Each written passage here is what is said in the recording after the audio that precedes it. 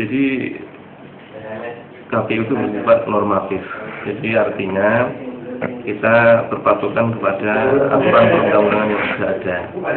Jadi untuk pencalonan itu sudah ada pokok-pokok yang jelas di situ. Ada Undang-Undang 32 2004, kemudian ada Undang-Undang 12 2008, ada Peraturan KPU nomor 6 tahun 2011 tentang pencalonan, kemudian juga ada putusan MK yang tahun 2007 dan tahun 2009 itu. Nah, artinya kita memberikan keleluasaan kepada siapapun warga negara untuk menggunakan hak konstitusionalnya, baik dipilih maupun memilih, dengan batasan-batasan yang sudah ada di peraturan-peraturan yang sudah ada itu. Jadi artinya terhadap pertanyaan yang kita akan jawab secara normatif, tetapi secara definitif apakah calon itu nanti memenuhi syarat atau tidak, itu adalah akan kita tentukan pada waktu verifikasi berkas pencalonan. Jadi sebenarnya sudah jelas sikap KPU, ya bacalah di Peraturan KPU nomor 6 tahun 2011. Di situ sudah sangat jelas termaktub syarat-syarat tentang pencalonan. Ada lagi juga di Undang-Undang 32 2004 dan Undang-Undang 12 2008. Itu sudah sangat jelas. Kalau kemudian ada pihak-pihak yang menganggap itu belum jelas, maka kemudian itu akan kita carikan klarifikasi. Salah satunya adalah ke KPU Pusat.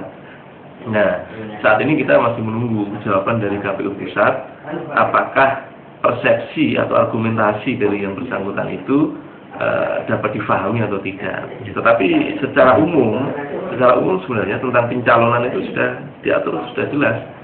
Jadi kalau dia berstatus sebagai ketua DPR seperti apa, kalau dia berstatus sebagai pejabat negara seperti apa, kalau dia berstatus sebagai warga negara biasa seperti apa, itu sudah sangat jelas diatur dalam Peraturan KPU nomor 6 2011 maupun Undang-Undang 32 dan Undang-Undang 12 2008 itu. Kita masih menunggu naskah perjanjian hibah daerah.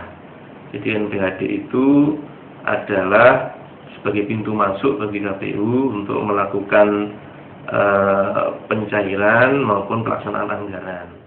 Nah, sejauh ini kita masih menunggu apakah itu nanti bulan Mei atau bulan Juli, atau lebih cepat lebih baik dengan NPHD atau naskah perjanjian hibah daerah itu, kemudian KPU bisa segera untuk melaksanakan persiapan-persiapan dan pelaksanaan penyelenggaraan pemilu kada. Nah, ini kita sudah menunggu dari pemerintah kabupaten. Nanti kan harusnya ditandatangani oleh ketua KPU dan bupati.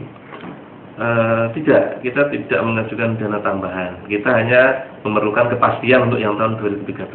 Karena kan yang sudah pasti itu tahun 2012. Karena memang tahun anggaran itu kan berjalan 1 tahun. Untuk yang 2013 kan perlu ada penetapan APBD dari DPRD. Ya kita tunggu nanti. Tapi yang jelas ada komitmen dari pemerintah daerah maupun DPRD bahwa untuk kebutuhan penyelenggaraan pemilu kada itu memang harus dianggarkan di dalam 2 tahun anggaran. Jadi tidak cukup hanya 2012 karena nanti melewati tahun anggaran 2013. Kita menunggu itu juga nanti. Secara umum persiapan-persiapan sudah terus kita matangkan, ya, tidak ada persoalan. Jadi persoalan teknis, persoalan keuangan maupun persoalan politis, saya pikir tidak ada persoalan. Ya, kita berharap semua pihak, terutama partai-partai politik dan tokoh-tokoh masyarakat untuk bersiap diri, begitu. Siap diri artinya ya partai politik yang punya suara maupun punya kursi di parlemen konsolidasi untuk mengusung calon, kemudian tokoh-tokoh yang mungkin ingin berangkat di luar partai politik atau calon perseorangan, ya bersiap diri dengan cara mengumpulkan dukungan secara benar dan tidak manipulatif. Karena kalau misalnya ada pemenuhan dukungan itu tidak benar dan manipulatif, itu bisa kita coret, bahkan bisa berakibat hukum kalau nanti ada pihak-pihak yang menggugat. Jadi kita ingatkan itu kepada siapapun.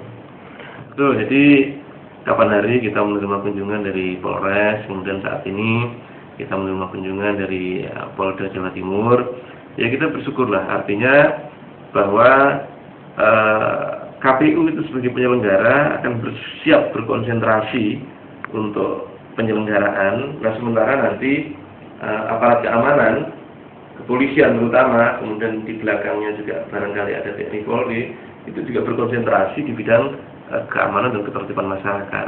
Nah intinya kami mendapatkan informasi bahwa dari aparat keamanan siap untuk membackup pelaksanaan pemilu kada, dan kami pun dari KPU menyatakan siap untuk menyelenggarakan pemilu kada. Kita siap secara administratif, secara politis, dan aparat keamanan siap secara pengamanan untuk pelaksanaan pemilu kada itu. Tapi tetap di bawah lintas sektoral itu tetap di bawah kendali KPU gitu Mas? Iya, kalau pengamanan bukan di bawah kendali KPU, pengamanan tetap di bawah kendali aparat kepolisian. Kita itu ada di ranah administratif dan penyelenggaraan.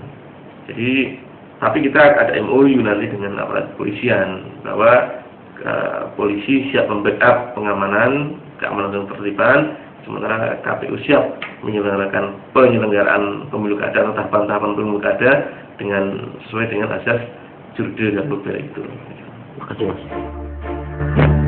Jatimnet Online, membela yang benar dan menyuarakan aspirasi rakyat.